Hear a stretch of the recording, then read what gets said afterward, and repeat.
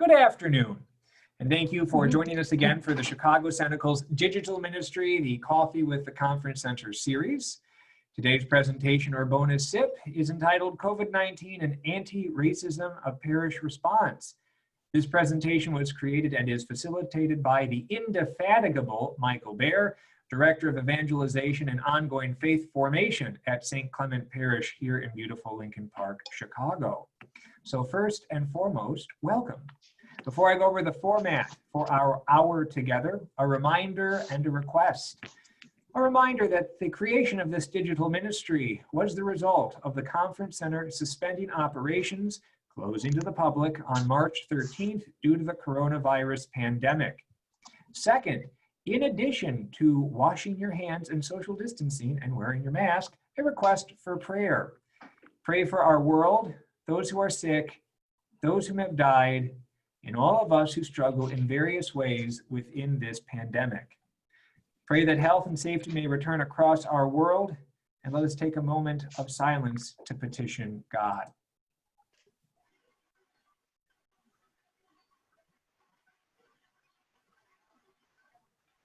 Thank you. Now, please know that this webinar is being recorded and will be shared on the Cenacle's YouTube page at a later date.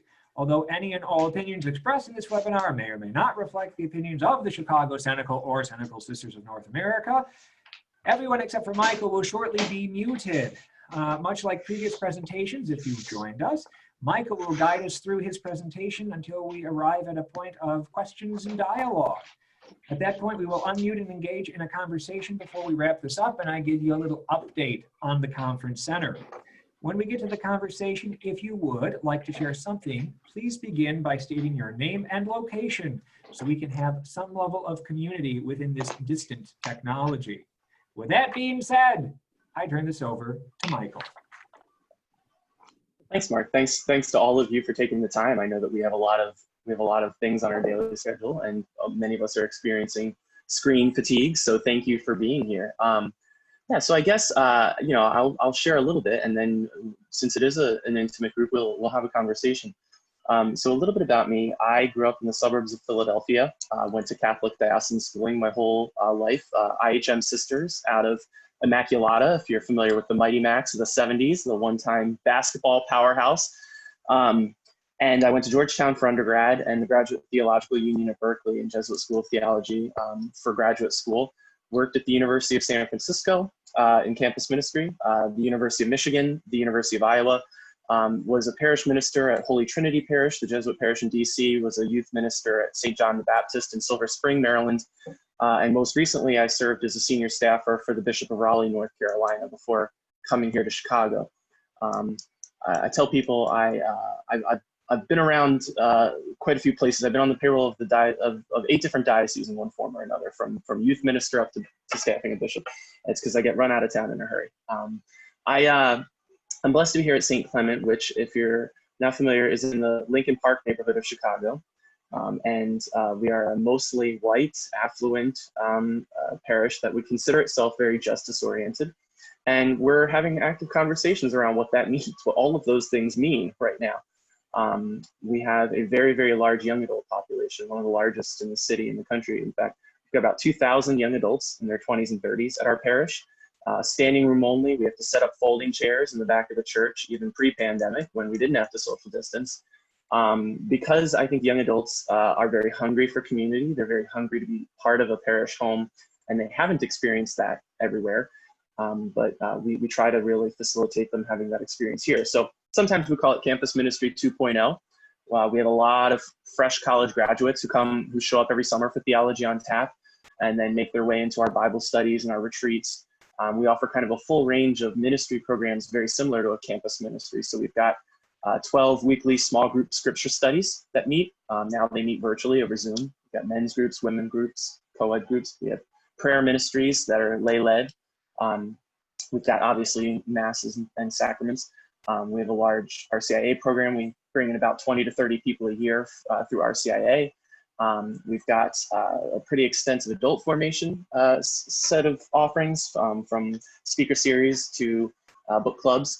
And so we have a lot going on, and I'm blessed to work with the amazing community here. We have an incredibly empowered and passionate lay parishioners that show what true collaboration, co-responsibility can look like.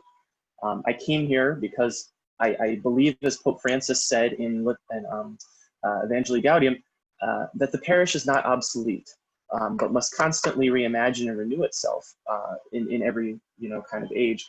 And the parish, as it was configured in the 1950s and the 1850s, is not the model of parish that's going to be the case in the 2050s. So we're trying to ask the question, what would a parish look like? And part of that is happening amidst the backdrop of the Archdiocese of Chicago going from 350 parishes, down to about 240 as part of this Renew My Church reorganization, sharing of resources and things. And obviously the pandemic has accelerated what was already a process of needing to be very intentional about examining collaboration and stuff. So I'm working with a lot of other local staff and lay leaders and pastors about how we can team up on things like virtual theology on tap and book clubs and stuff. So that's kind of the background of my role here at St. Clement. When the pandemic first started, we immediately shifted everything online. And so we set up all the scripture groups that had been meeting in person in our building or otherwise. We set them up digitally.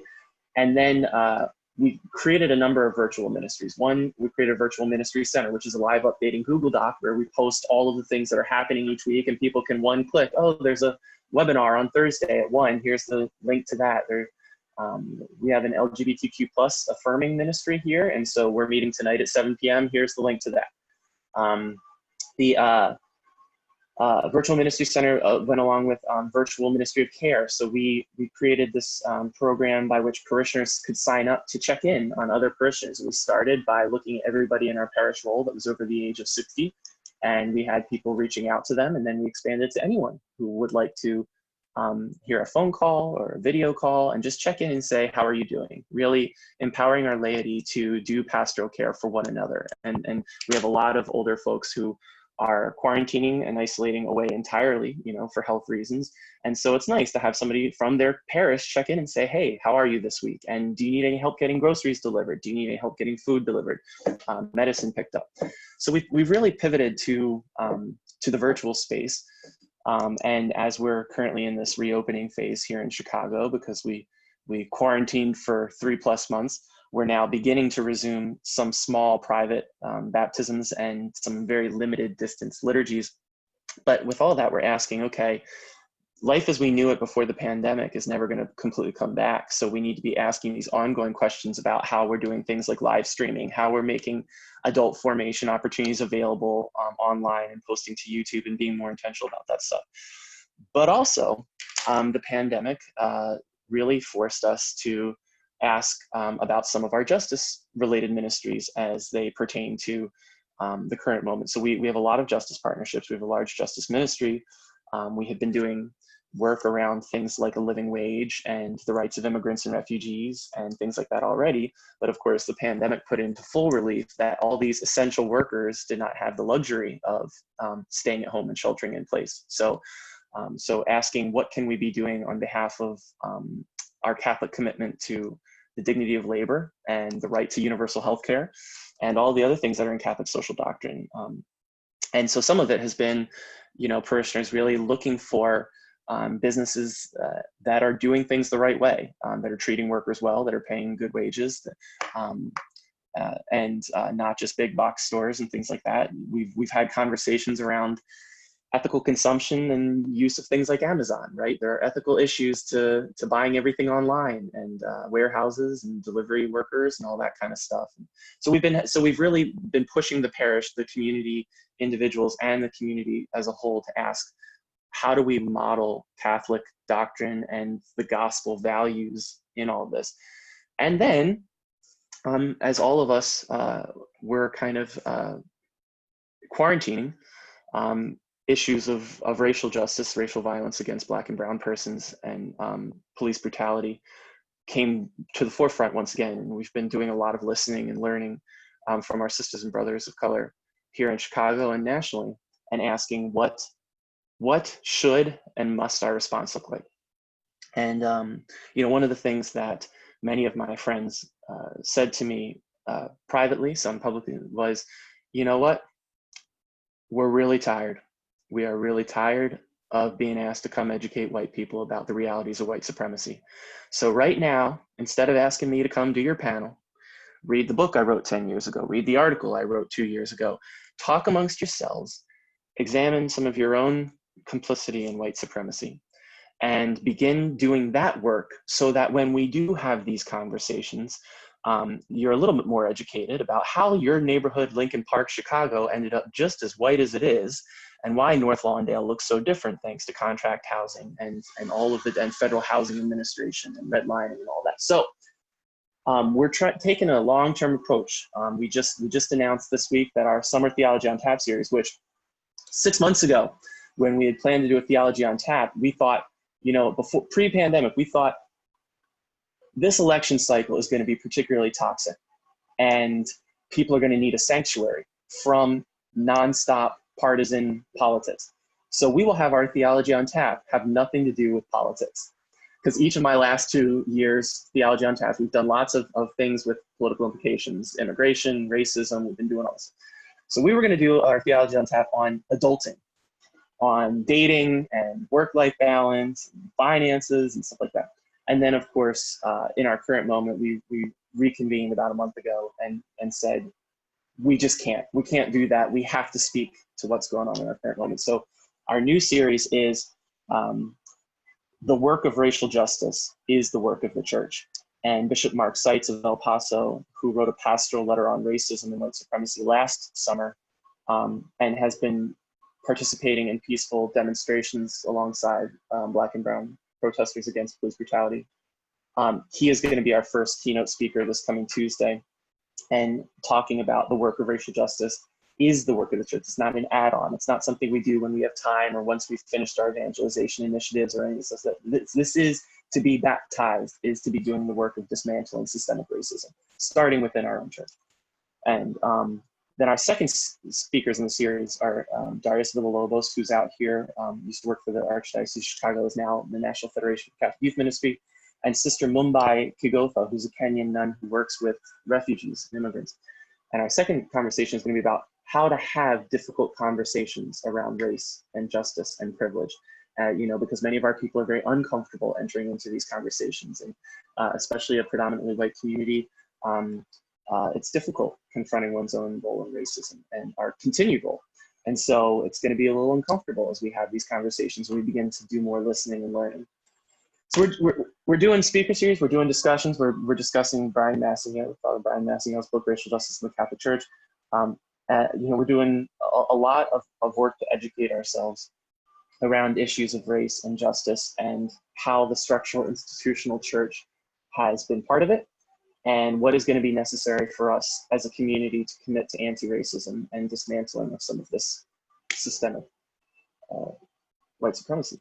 So that's kind of where we're at as a church community right now. We're also, we have a new pastor who just started this week, and we're resuming public liturgies and trying to figure out how we get our RCIA folks confirmed. So there's lots of things happening at once. But we want to make sure that with all of that, we're not making the work for racial justice or economic justice around essential, we're making sure that it's not a flash in the pan. It's not just a single summer speaker series or a one-off event, that we're asking how do we do the long-term work of this justice work. So I guess that's where I'd probably leave it off in terms of what we're doing, and I would want to have more of a discussion or conversation, or if folks have questions.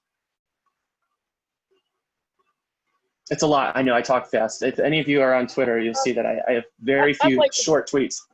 I'd like to jump in. My name is Judith Valente. I live in Normal, Illinois now, but I lived in Chicago for many years. In fact, St. Clement's was my first parish in Chicago.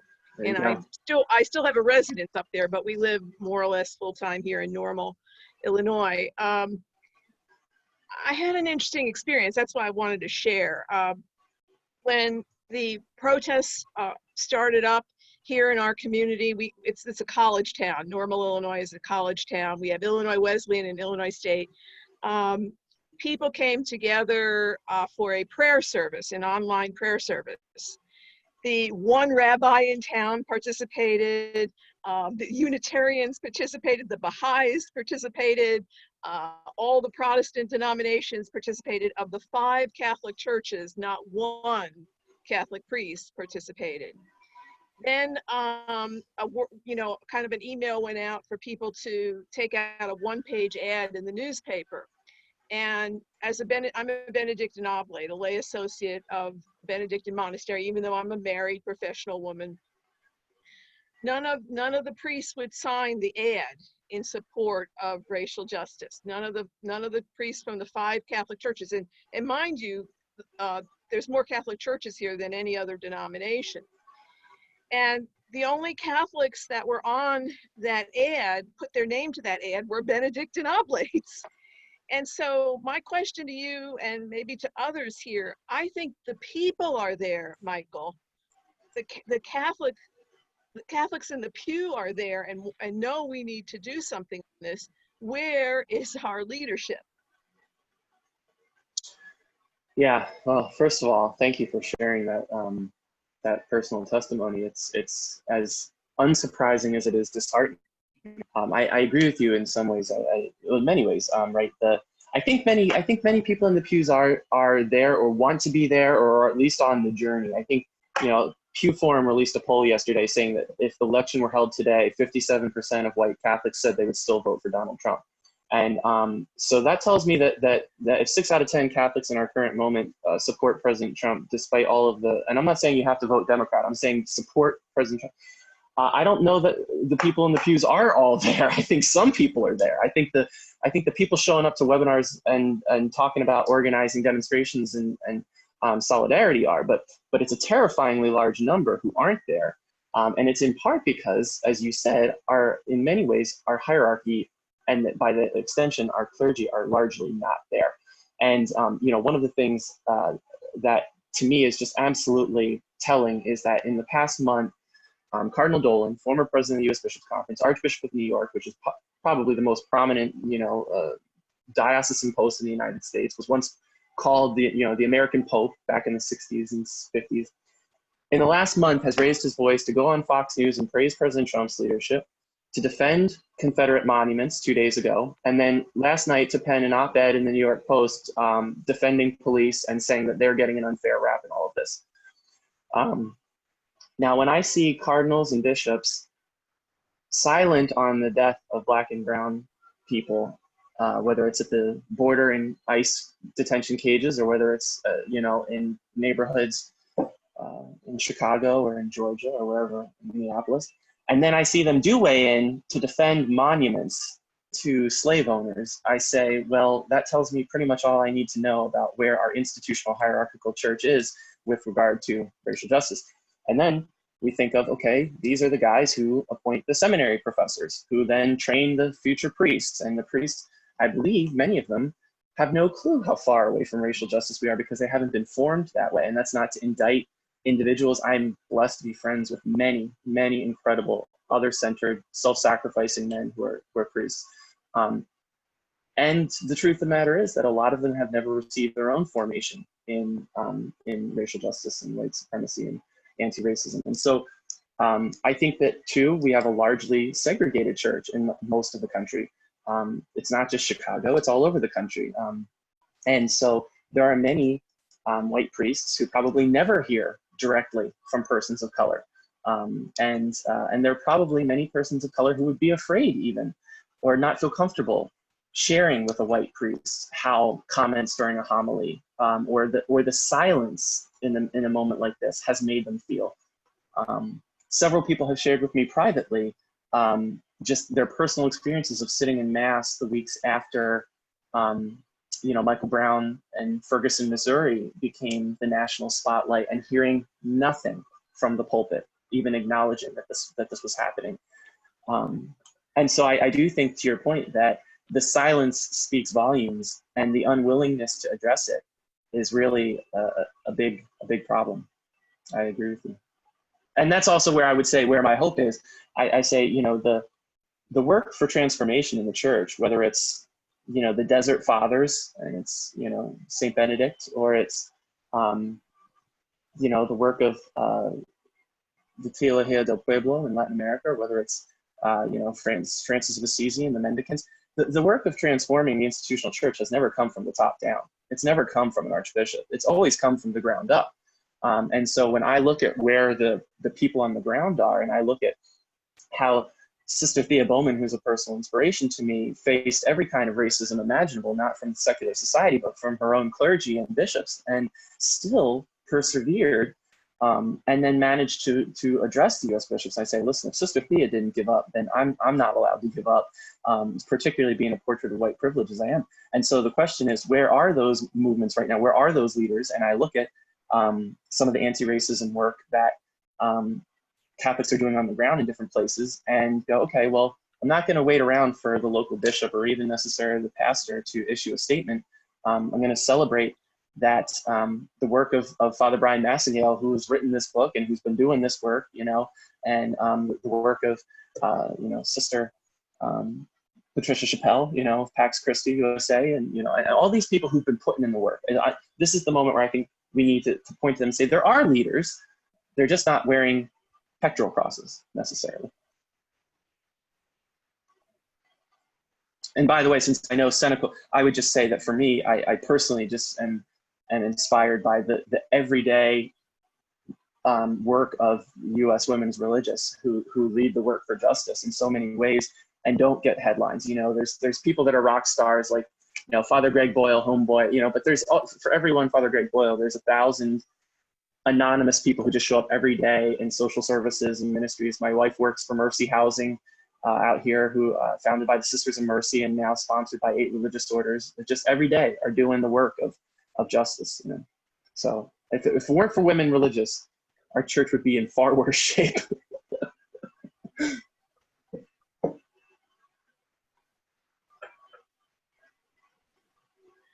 I guess I'll jump in here. I see more concern coming from the areas of the country that have the most Catholics as to how it's going to come from the bottom up. I live in Virginia. I am a native, however, of the Midwest, born and reared in St. Louis and many years in Chicago. I was far more segregated in the Midwest than I am in Virginia. Not to say anything is any better here, but far more segregated. And I felt for many years that the Catholic school system in these big Midwestern, particularly border cities, whether it's a St. Louis or a Cincinnati, or for that matter, a Baltimore and Chicago as well, perpetuated racism and segregation, because so many of those schools primarily existed for parents to keep their children out of public schools that were integrated. And that worries me. If that is indeed true, who's coming up the pike to address these issues? I don't know. Thank you. Yeah. Well, thanks. I think that there's some real insight there. I think that I think back all the time to Pope Francis's line of an integral ecology. When it comes to justice and creation, and an integral ecology of justice asks about again a lot. I'm still very much learning all of this stuff as we sit here today. I'm currently reading The Color of Law, and I knew some of this stuff, but I did not know, by Richard Rothstein. Excellent book that was really helpful for Ta-Nehisi Coates as he was writing his work, The Case for Reparations. But again, talking about how different neighborhoods were created intentionally by our government, whether it was local government or federal government, were intentionally created to be segregated, and schools were built, and associations were put together, and everything was done very intentionally to maintain segregation. And Catholic schools were part of that ecology. And so we have to address, so if we're going to talk about secular society reparations and making that right, we have to ask about that institutionally as a church too, right? And I grew up in the Archdiocese of Philadelphia, which has the largest Catholic school system in the country. When I was In high school, there were 22 diocesan high schools, and there were about 30 some prep schools. There were almost 60 Catholic high schools in the Archdiocese of Philadelphia when I was growing up. And the high school I went to had 1,200 students when I was there, and you know, probably fewer than 5% non-white. And so the question is, why is that, right? And it's, well, because we're out in the suburbs. Well, why were we out in the suburbs? Okay, well, white flight and housing policies and stuff. Oh,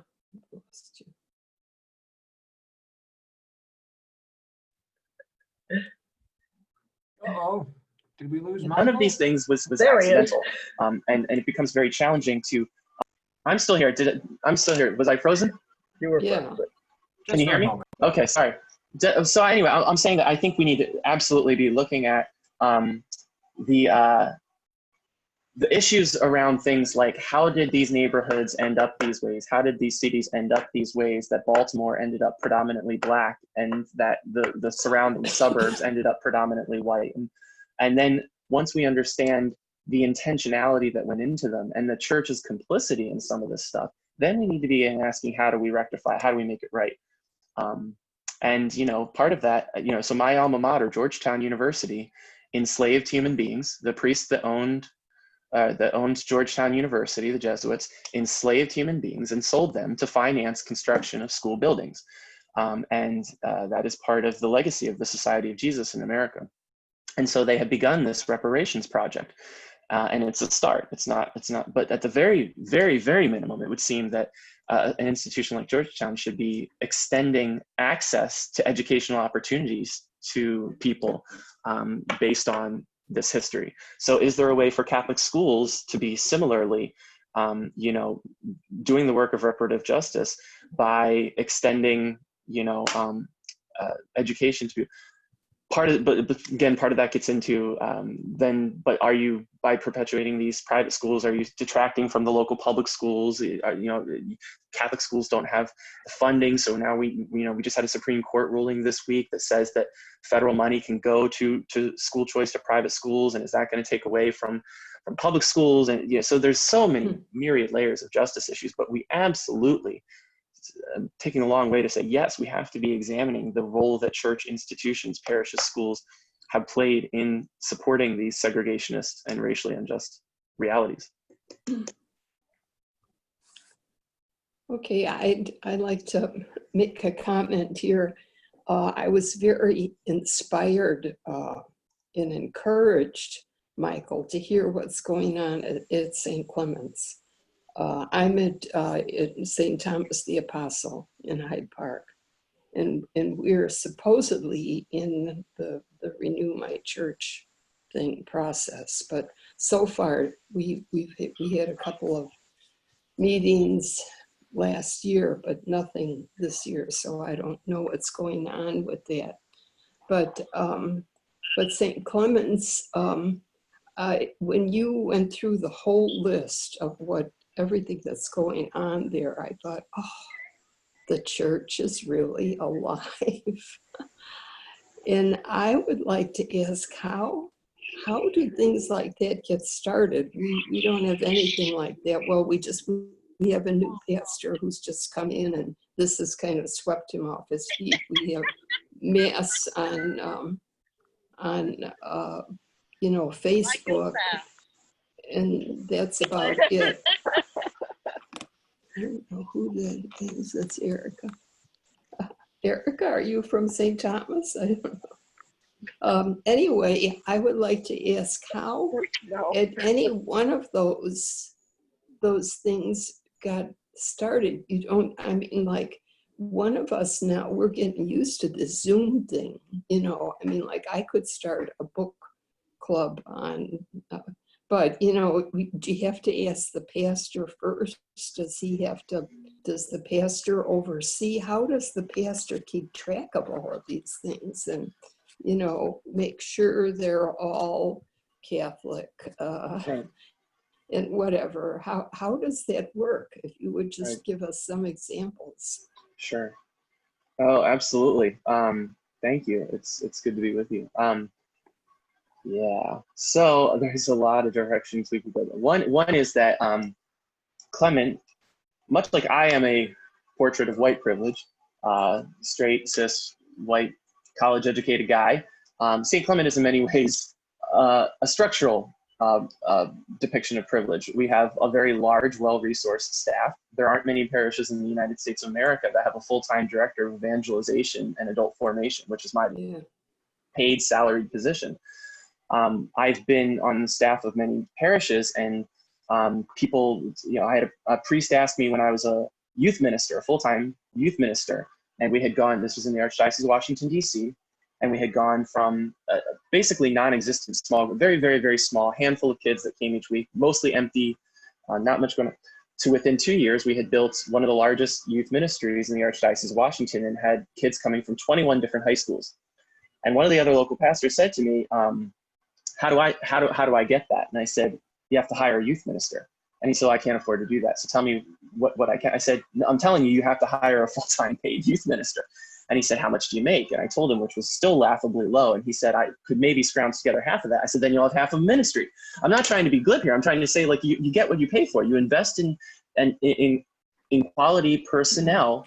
And so what St. Clement has done is they have invested in people. I mean, they've invested in many other things too, but they've invested in people that I now have the freedom and the empowerment to spend my entire day working with people like yourself to form and train lay leaders to lead these book clubs so that I don't have to lead all of them. So a lot of the work that I do is around building leadership teams. So for instance, with our young adults, we have 12 young adults on a leadership team. We have a whole role that's sketched out that it's a 1-year position, renewable for up to a second year. They're centered around different areas that the parish has. We have our anchors. And so whether it's pray or it's serve or it's learn, and they focus on those areas. But each of our young adults on that team has to have a spiritual conversation partner. They have to be in formation. We are training them. We know that a majority of them aren't going to be at St. Clement in 10 years. They're going to be out in Naperville, or they'll move back to, Peoria or wherever.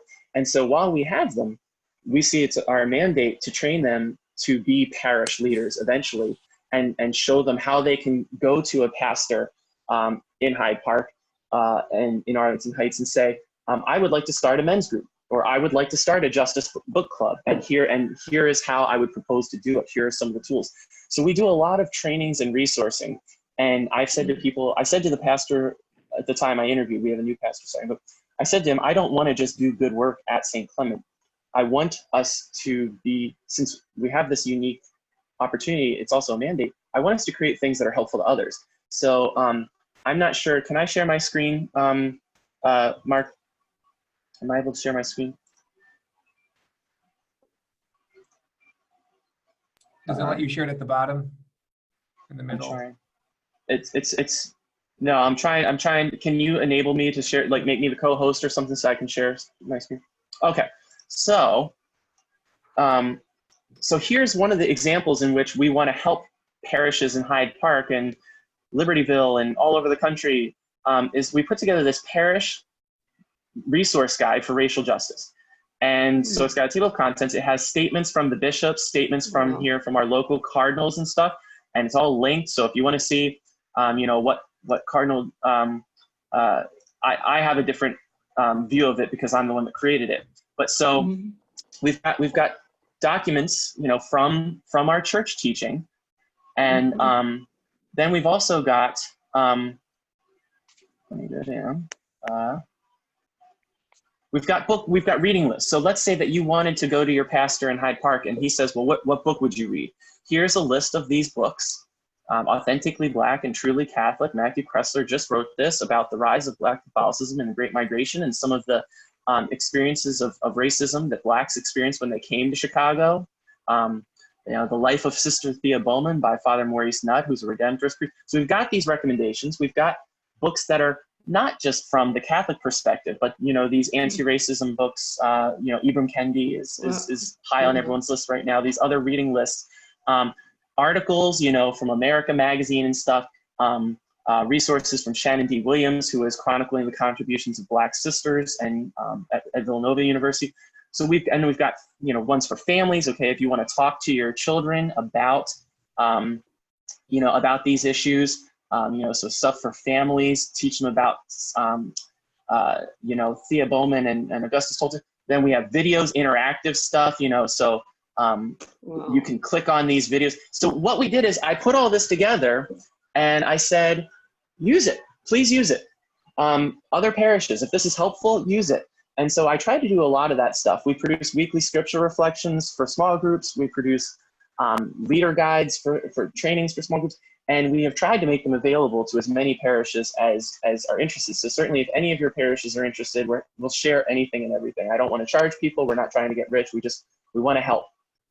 Wow. But to your question, how do you go about it? Yeah, the pastor has to be involved and on board. We are a church, you know, that has a hierarchy. And so I have had a lot of freedom to do a lot of this, but I haven't had that freedom everywhere I've worked. Yeah. But certainly in the short term, I know some parishioners at St. Thomas the Apostle, so I'd be happy to partner up on some things. We've especially we've especially done some stuff with CTU. So because we Yeah. Well, I have a question, Great. Michael. mm-hmm. Even though I'm the moderator, but I'm going to jump in. When I was on my walk yesterday by St. Clement, I saw that nice sign that you all put out that said racism is a sin. Mm-hmm. And I thought, and I emailed my pastor at St. Barnabas on the south side where I live. And I'm hopeful and do have legitimate reason to hope that we will have a similar sign. But I know if I had a dozen of those signs and I went to rectories in certain areas, people wouldn't put them up for various reasons. And I say that because my question is, from the words of Pope Francis, which I generally enjoy, is in this time of disagreement over racial justice, how to achieve justice, how do you engage in dialogue and accompaniment? For instance, if I were to say Black Lives Matter and somebody retorts, no, all lives matter, without blowing one's top or losing all sight of Christian charity, how do you accompany and engage? You know, what experience or what insights might you have with that, particularly on racial justice issues? Again, from another white guy trying to be an ally, predominantly talking to other white people. Yeah, thanks. Yeah, so, right. So lots of disclaimers, right? Again, can't say enough times my privilege that allows me to be in these spaces. But because I'm in some of the spaces I'm in, again, I take very seriously what people like Brian Massingale and others have said, which is you need to have these conversations among yourselves about dismantling white supremacy and not just wait. So that I try and listen to what the voices are telling me, telling all of us, and take that seriously. And so we've actually been doing since I got here. So St. Clement, for those of you who know Chicago, you will know this is somewhat, it shouldn't be remarkable, but it is. In the 2.5 years I've been here, more than 50% of our speakers have been persons of color, and more than 50% have been women. All of last summer, our Theology on Tap was, our theme was Amplify, and it was all on women's leadership in the church. I'm just gonna see if I can pull up real fast to show you, let's see, where are we at? 1 sec. All right. And then the computer is, all right, where are we at? Okay, so, sorry. So last summer, this was our lineup. All women. Our kickoff speaker, Yadira Vieira Alvarez, was one of 3 U.S. delegates to the Global Synod on Youth. She happens to be here in Chicago, very active in her West Side parish, and she talked as a young woman, a millennial, as a person of color, as herself a migrant, about the experience of listening to women's voices, to voices from the margins. Our second speaker, Dr. Kristen Collier, is a professor at the University of Michigan Medical School who runs a whole religion and faith institute there, which is pretty cool. Rabbi Shoshana Conover was our third speaker. And then our final speaker was Dr. Vanessa White from Chicago's Catholic Theological Union on the legacy of Sister Theobald. So for me, when you ask about, Mark, when you ask how do we do this, number one is for people like you and me who are white guys who have some ability to schedule speakers, I try to go out of my way to schedule non-white guys, ironically me being one, because I know that my voice is very well represented in the church already. And so I ask whose voices are not as well represented. And so I try to be very intentional with our speaker lineups about elevating voices that this Lincoln Park community has not heard from as much as they need to. So that's step one. And we've been doing that. Number two is that when we do any of these events, we produce resource guides. And so we produce resource guides that help lead our people to understand that this is not a political thing. This is a church thing. This is our baptismal role. And so, sorry, I didn't plan to do all this screen sharing, but I just want to give you a sense of what we do. Yeah. So we produce Sister Thea Bowman is the topic. Dr. White was our speaker, and we have an opening prayer list. But so what we do is we have excerpts from Sister Thea's own life. That's probably not the one I should open. We had one. So before, sorry, I hadn't planned on this. So we did racism. We did racism. We've done racism each year. Perennially pertinent topic. And our first year we had Father Bob Miller, who's pastor of St. Dorothy's on the South Side, talk about building bridges around racial justice. So we excerpt right from the bishop's documents. And we did the same thing when we had Miguel Diaz, who's a professor at Loyola, who was ambassador to the Vatican during the Obama administration. We did one on immigration. And there wasn't a single thing from the left or the right. It was all church documents. Because some of our people came up to us, some of our white folks came up to us and said, well, we should be hearing from both sides on this issue. And I said, both sides? This is not Catholic crossfire. My job is not to come bring, a Republican and a Democrat. My job is to bring somebody who can speak on Catholic magisterial doctrine. And one of the things that I intentionally do in some of these guides is I quote from people that surprise people. So most of the quotes we used on immigration came from Pope John Paul II and Pope Benedict. Because many young people think, oh, well, they were the conservative popes and Pope Francis is the liberal pope, and trying to bust people out of this harmful American political dichotomy of conservative and liberal and say, this is not a liberal cause to care about children in cages at the border. This is Catholic. This is our church magisterial teaching. When we talk about a living wage, we're citing rerum novarum is magisterial doctrine. This is not something that Bernie Sanders came up with. And I think so, Mark, the question was, how do you have those conversations with other, predominantly white folks? I think we need to educate each other that this is our Catholic faith, and it just hasn't been effectively communicated to us. I'm fond of saying sometimes on social media that one of the problems is that for many people in the United States, many white Americans in particular, white American Catholics, have been far more effectively evangelized by the dominant culture of individualism and militarism and consumerism and capitalism and racism than we have authentically evangelized the broader culture to the gospel. Because if we had effectively evangelized the broader culture, we would not have so many people who can't afford healthcare and can't afford COVID tests, even as they're being told they're an essential worker making $8 an hour to stock grocery shelves.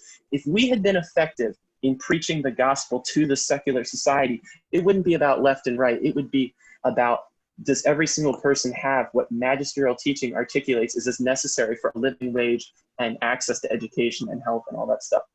So I always go back to, Mark, we just need to get people to read our own documents. We don't need to wait for a new pastoral letter to come out. We need to get people to read what's already part of our. When I tell people there's a compendium of Catholic social doctrine, people are blown away. And then I say that nihil obstat and imprimatur are from John Paul II. People are blown away. So we don't even know this about our own teaching, many of us. So I think that's the starting point for a lot of these conversations, is shifting it away from the toxic talking points of Fox News versus MSNBC, and to what does our church say? What does the gospel say? That's just my personal approach. Mm-hmm.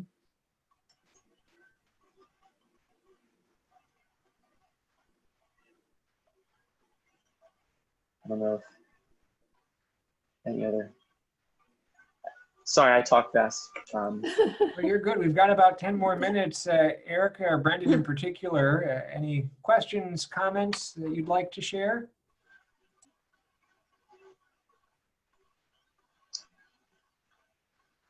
Let's see, they're both muted. Yeah, thank you for having this. I'm in Cleveland, Ohio right now. I teach high school at St. Edward High School, title math. I used to live in Chicago. I member of Clement Parish. I used to be in the seminary, so I have a little bit of insight, I think, in the preaching process. And I mean, so all of us, because we've been asked for forever, but the week after everything happened and all the riots were happening and kind of reaction to the murder in Minneapolis, a lot of my friends said, why didn't priests talk about this, or why wasn't racism confronted in the homily? The answer is probably not because people didn't want to talk about racism, but a lot of priests are exposed to how to talk about that. And I think that there is some hesitancy to say the wrong thing. So, I mean, certainly there are, it's important, but a lot of people just don't know what to say. So I think what I was looking for was maybe that I heard give answers, but to maybe name the uncomfortableness and to have the humility to say that he doesn't have the answers.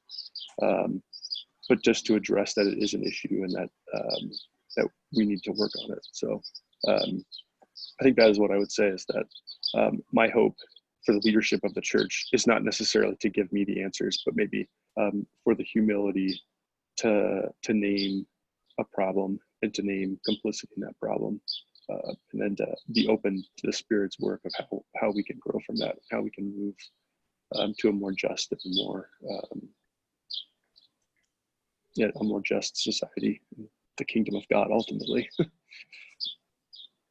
Yeah, thanks for that. I just want to say one quick thank you. Yeah, I want to say one quick thing, and I hope it looked like Erica had unmuted, so I want to hear from her.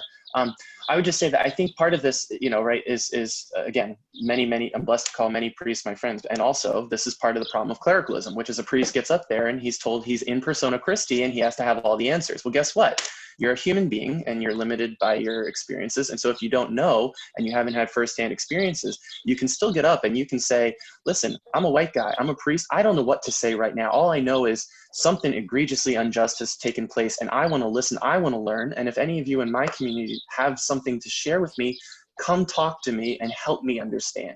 Instead of feeling like I have to give you the answers this Sunday from the homily or some brief little thing on it, say, I don't know what it's like to grow up Black in America. So if any of the people here in my flock who I am entrusted with the pastoral care of, I want to listen so that I can do a better job. You don't have to say, here's my statement on it. You can say, my statement is, I have no clue what some of you are going through right now, but I want to try and help and support and accompany. So if I can make myself available, please let me do that. I think that's what a priest can say if he doesn't know what else to say. But then seminaries have to train priests to have that approach from the Sunday pulpit. And if all you're told is you're the persona Christi, or even to acknowledge the experience, that there are, millions of Black Catholics, and that when we use the language of us and them, the them is actually the us. Like we don't. I've read a lot of statements about people, talking about them, referring to Black people, but that's us as Catholics. I mean, I think there's a lot of not misinformation, but it's people who are unaware. Yeah. Sorry, I didn't mean to cut you off. No, it's all good. I want to if Erica has something to say, I want to make sure I'm not talking over. Hello, everybody. I am multitasking to the finest. My mother is in the hospital right now having chemotherapy, and I'm sitting outside waiting for her. So thank you first for the moderator for hosting today's session, and everyone from the Cenacle and all of the other attendees from everywhere else. I am not a Catholic. I am Christian and have found the Cenacle and also Bellarmine retreat homes in Illinois to have been just such a blessing. The support I received, the encouragement, that peace of mind, that respite, and the quiet. So listening to everyone who wants to help in different ways, I've also gone to a Catholic university and just finished a degree, master's at DePaul, which is all about being of service. Even if you can't solve the issues of the church, think about a way that you individually could be of service, whether it's within the church or outside of the church. If you are really good with children, maybe work with big brothers and big sisters, partner yourself with one kid and, make that connection to that one kid's life and also to your life. If you're good with, technology, maybe teach a class at a community center. If you're saving the earth, do a cleanup, something where it's like you are doing what is your God-given talent, and then making connections with individuals maybe you normally aren't making a connection with. And then you can see why all lives matter more on that person-to-person centered approach. Thank you. Thank you. Yeah, I think one of the biggest challenges right now is that we're an incarnational church, and the work of justice means getting your hands dirty, and we're all sitting here trying to figure out how to do that over Zoom. And it's challenging to say get out there in the community and also shelter in place simultaneously. So I think a lot of people are feeling this angst and this agitas. So that's where, again, we tried to do some virtual stuff, but ultimately it's going to take a long-term commitment to do those individual things. Like I said, mentorship, having worked with youth myself, there is simply no substitute for showing up in person. Teens learn that you care for them because you come to their soccer games. Not just because you send them emails. Young people know the adults in their lives, and we have a high school teacher on this. They know the adults who care about them because they're there and they listen. And the same is true of adults with their local pastor. They know the shepherds who want to walk alongside them and literally walk through the neighborhood and understand right now in this moment the challenges that parents and families are facing trying to homeschool and work from home and all this new normal that is not normal. So I think absolutely just the accompaniment piece, it leads to a better understanding of what the needs and the justice issues are. And that's something that for sure we need to be encouraging our priests to do. The lay folks need to invite the clergy to walk alongside them and understand their lives so that they can then provide the spiritual care that is, entrusted to them. And going along with that right now, since we are all about protecting everyone's health, maybe right now is just a time for laying groundwork to look out and find out what organizations are of interest to you and reach out and find out what their needs are that you can do in person post-COVID-19 or ways that you can help virtually now, or whatever kind of ways you can help. Absolutely. And yeah, I also work with some kids who have mental health issues, so it is a challenge trying to make those connections virtually, but thank God for Zoom. Mm-hmm.